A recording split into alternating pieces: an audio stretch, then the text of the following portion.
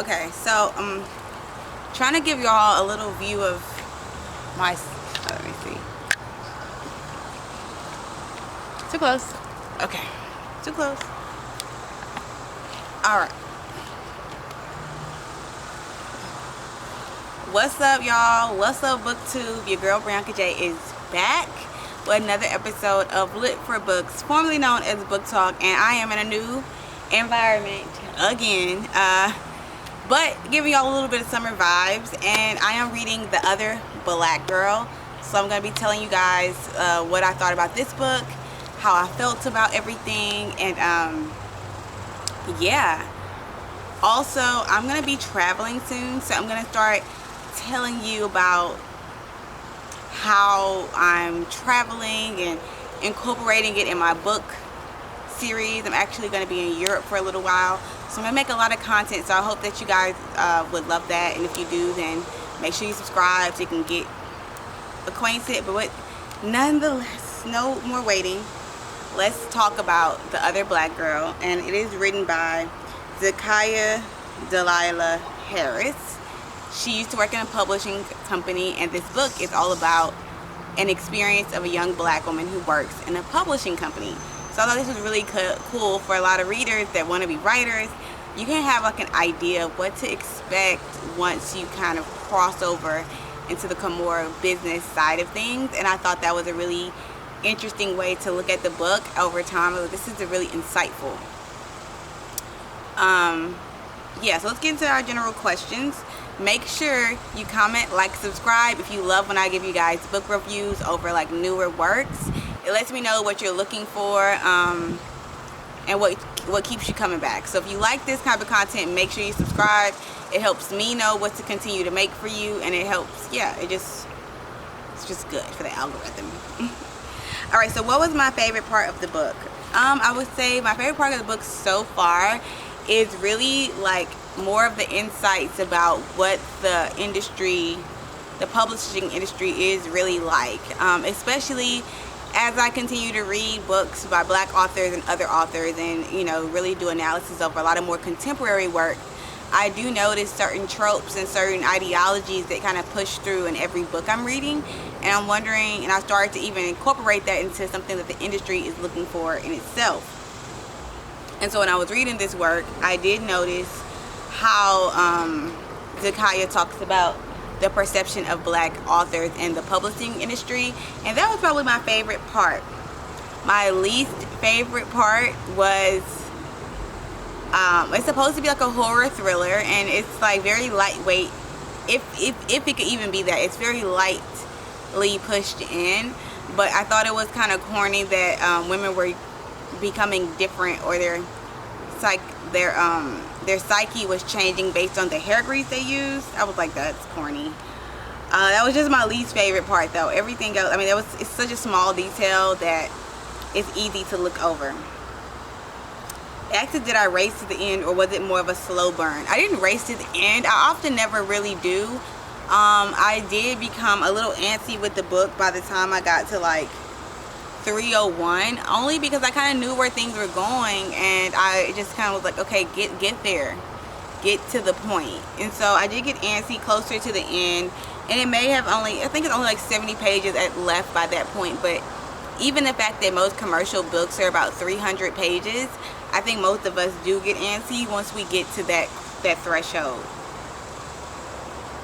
It says, which theme has stuck with me the most? Okay, so The Other Black Girl is really about kind of like that token experience, working in an office as the only black person, and then another black person joins, and she realizes that all your skin folk ain't your kinfolk, and she realizes it in one of the most awkward ways, and how the girl just, really railroads her and has this like power and ambitious complex that makes it difficult to work with her, and how she gives the girl like this really cold, hard stare. Like when the protagonist figures out the betrayal, like the antagonist has no like remorse. They don't try to cover it, and I was just like, oh my god, this is exactly workplace politics. It's so crazy. Let's see. Overall, I thought the writing was very much like, and I don't think it's meant to be, but it was very much YA. It gave me very much young adult type of work. I mean, not because it was like sans sex or sans vulgarity. I just feel like it really go into the nitty gritty. Like, it talks about the right microaggressions, and you know that it's aggravating for her, but it doesn't really go into like the nitty gritty insightfulness of like where these microaggressions are coming from. It doesn't really get to like the deeper roots as you would expect from like a literary work. But I still would read another book by Zakiya Miss Harris. I thought it was really good. I thought, as her first novel, I thought it really had a lot of spunk to it. I think that she really was traumatized by her own personal experience working in like that type of atmosphere, and she tries to explain it as best she could. So we really see like the racial implications of the toxic workplace, and it's kind of along the same lines of the last book I read, which was Black Buck, where you see what it's like to be like the token African American in a workplace, and how it can be a truly traumatizing and terrorizing experience. And as the one who had just like, I'm telling my business now, but I actually just left my job, and I pretty much cited toxic workplace as the reason, because sometimes it can just really be terrorizing to have these cultural clashes and have these conversations about equity and equality, and then also see how racial implications continue to play out consciously and subconsciously across the board. And so even when she talks about how like her chosen meetings for diversity talks and how they kind of fell on deaf ears and made people uncomfortable, I've experienced very similar things. And I just think that by keep telling these stories about the African American in these white dominated corporations and institutions can really explain why we are more adept and more interested in like self-employment, freelancing, entrepreneurship, and even business owning, because we want somewhere where we can feel complete and whole and also make money. And so she speaks to this, Black Buck speaks to this, personal interactions I'm sure speaks to this. And so yeah, I think that in itself, it really reveals the implications of working in these hostile environments.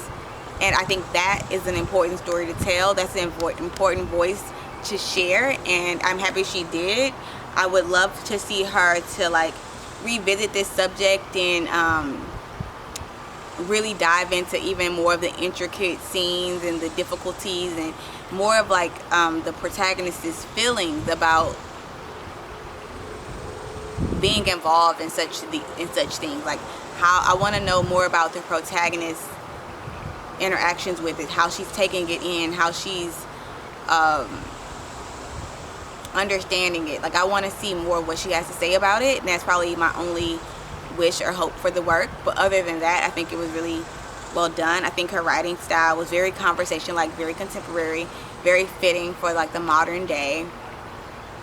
I think it could have been a lot more riveting. I think she could have given me a lot more twists and turns and action, but ultimately I think it was very realistic, very pointed, and it really does reflect something that many of us are experiencing in the workplace. So I would recommend this work to probably like a younger reader, not like super young, but someone that's going into the workplace just to kind of temper their hopes and to kind of help them understand the navigation of a workplace. And I would also give it to someone who is leaving work and is needing to kind of feel comforted or heard, or at least understood, because I know leaving work has been on my mind for a long time. And even over this last week, I've just been contemplating like my decisions and what happened and thinking about everything.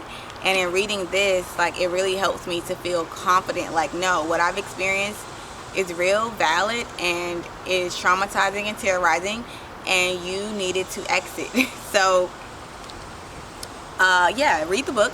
Let me know what you guys think. If you have a book you think I should totally read based off of like what you're reading, or if we have something in common, I would love for you to share that with me in the comments below. And then I'm going to see you next time. Guys, remember to like, comment, subscribe. I just told y'all I got a job, so help your girl out. Also, make sure you go to www.litforbooks.com.